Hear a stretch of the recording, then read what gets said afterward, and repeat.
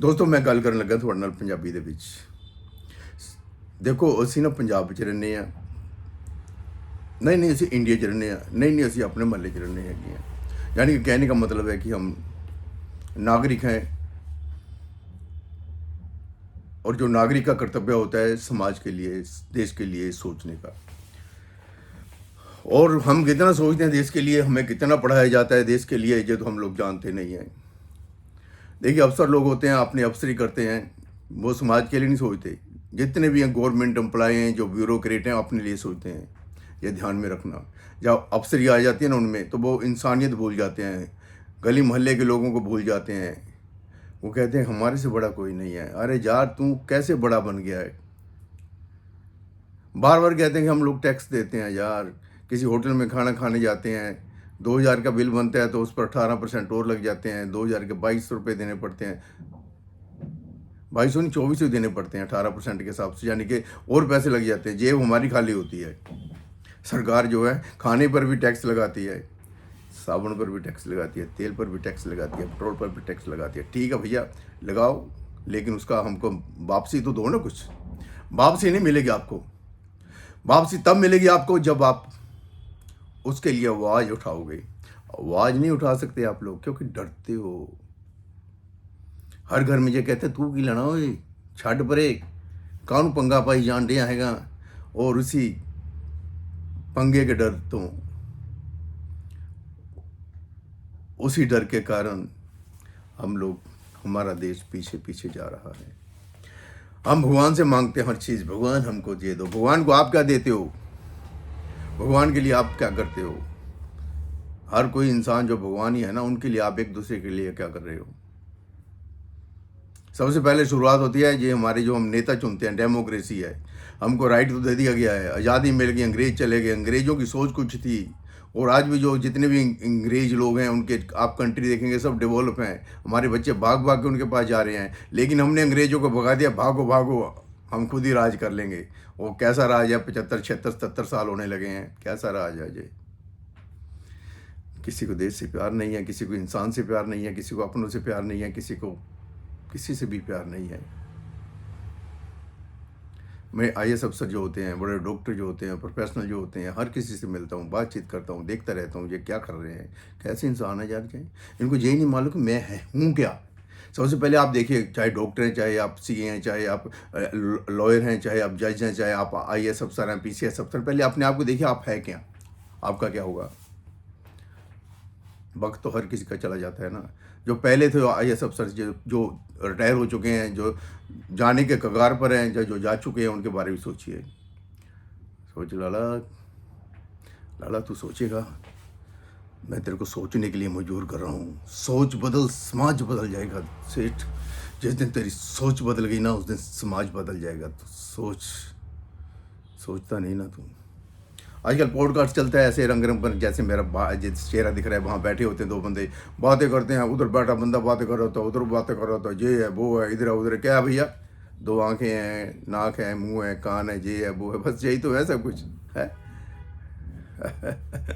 इसी के ऊपर चर्चा चल रही है। ज़िंदगी यूँ ही गुजर जाएगी तेरे चर्चा करने वाले। कुछ सोच ले उन लोगों के बारे भी जिनको अभी ज़रूरत है हमारी सहायता की। MLA की बात कर रहा हूँ। कोई मेरे को कहना MLA खड़ जाए, मैं कहूँगा भैया बिल्कुल नहीं, क्योंकि इन लोगों को वोट ही नहीं डालना आता है। इनको पता ही नहीं कि समाज क्या होता है, इंसान क्या होता है, ज़िंदगी क्या होती है, हमारा देश क्या होता है, दर्द क्या होता है, खुशी क्या होती है, सुख क्या होता है, दुख क्या होता है, इनको यही नहीं मालूम।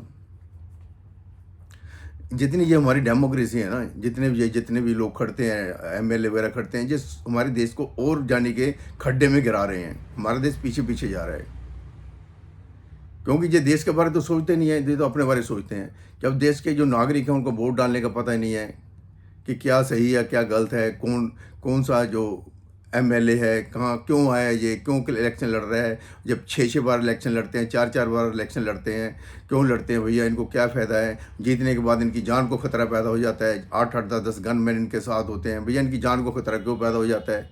अब ये 6 4 5 7 8 जितने भी लोग इलेक्शन लड़ रहे हैं, 4 तो बड़ी पार्टी वाले हैं। जो 3 हार जाएंगे ना, उनकी जान को कोई खतरा नहीं होगा, और जो एक जीत जाएगा कहते हैं उसकी जान को खतरा हो जाता है। भैया ऐसी डेमोक्रेसी है हमारी,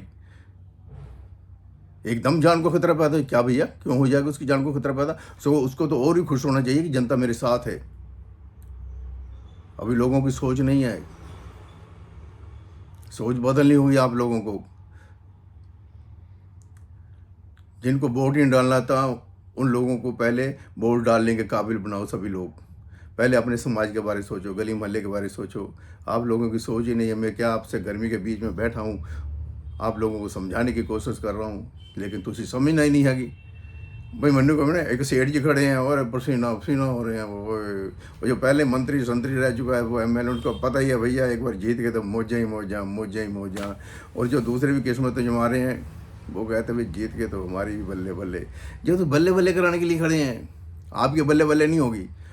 देखिए आपका इतिहास गवाह है ना, जीतने के बाद कोई नहीं आता, और जीतने के बाद MLA के दफ्तर में आप जाओगे तो आपको बाहर बैठा दिया जाएगा। जो आज MLA आपके घर में आ रहे हैं, आपकी मिन्नतें कर रहे हैं, आपकी चौखट पर उनके चमचे भी आ रहे हैं, उनके जो छोटे छोटे नेता हैं गली मोहल्ले वाले वो भी उनको लेकर आ रहे हैं। ये देखिए जी, ये नैयर साहब हैं, ये थापर साहब हैं, ये गुप्ता साहब हैं, ये बहुत अच्छे आदमी हैं, भैया वोट इनको देना।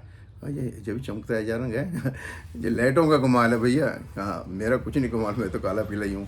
अच्छा देखिए आप लोग जो चमचे होते हैं ना भैया फ़ायदा उठाते हैं, भैया आपको बेवकूफ़ बनाते हैं। बड़ा MLA तो भैया कहता मैं तो तेरे पास आया नहीं, मेरे चमचे ने वोट लेके दिया आपको। भैया चमचों के कहने पर वोट डालोगे आप? जाओ अपनी मर्जी से डालोगे। ये सोच लो कि आपके जो छोटे छोटे बच्चे, मैंने एक कचहरी में था, मैंने एक 70 साल के बंदे को रोक लिया।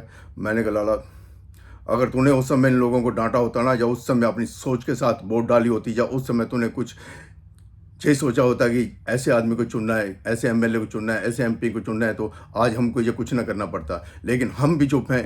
अगर हम नहीं बोलेंगे आज तो जो बच्चे हैं जो आज 10 साल के, 12 साल के, 6 साल के, उनको भुगतना पड़ेगा। तो बोलना होगा हम लोगों को, 20 वालों को, 40 वालों को, 50 वालों को, जितने भी लोग हैं उनको बोलना होगा, उनको आवाज़ उठानी होगी। नहीं तो फिर वो दलदल में घिस जाएंगे, फंस जाएंगे। अभी तो हम कनाडा जा रहे हैं, इधर उधर भाग रहे हैं, देश छोड़ रहे हैं, लेकिन बाद में क्या करोगे आप लोग?